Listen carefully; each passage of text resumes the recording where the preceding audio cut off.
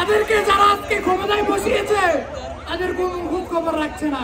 এই রুমে বসে বসে হাওয়া বাতাস খাচ্ছেন, আর যাদের রক্তের বিনিময়ে আপনারা এই লাইফটা বিলং করছেন, একটি হাস্যোজ্জ্বল দিন জীবনযাপন করছেন, তাদেরকে আজকে আপনারা রাস্তায় নামাচ্ছেন, তাদেরকেই ভুলে গেছেন। এটা কেমন? এই বিষয়টা একটু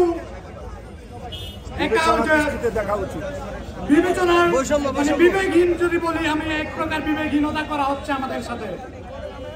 আমরা এমন বাংলাদেশ চাই নাই।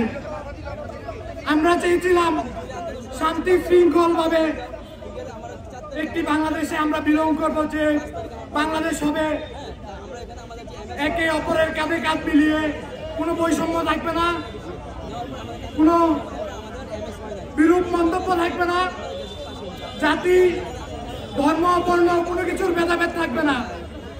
মন্ত্রী যে কাতারে থাকবে, একজন রাস্তার ফকির টুকাইও সে কাতারে থাকতে হবে। এমন রাষ্ট্র চেয়েছিলাম, কিন্তু আজকে আমাদের কিছু চোর বাটপার উপদেষ্টাদেরকে দেখি প্রাণু গাড়ি নিয়ে চলে, দামি দামি গাড়ি, ফোন, ফ্ল্যাট ইউজ করে, কিন্তু তাদেরকে যারা আজকে ক্ষমতায় বসিয়েছে তাদের কোন খোঁজ খবর রাখছে না। তবে আমি সাধুবাদ জানাই কুমিল্লার ছেলে হাসনাত আব্দুল্লাহকে। আমি দেখেছি জুলাই যোদ্ধা পরিবারে এই যে কুরবানির ঈদে উনি নিজে গিয়ে কুরবানির আমেজ যেটা উনি সেটা জুলাই আহত পরিবার শহীদ পরিবারের সাথে বিলং করেছে। উনি ছাড়া আর দ্বিতীয় কোনো উপদেষ্টাকে আমি দেখি নাই।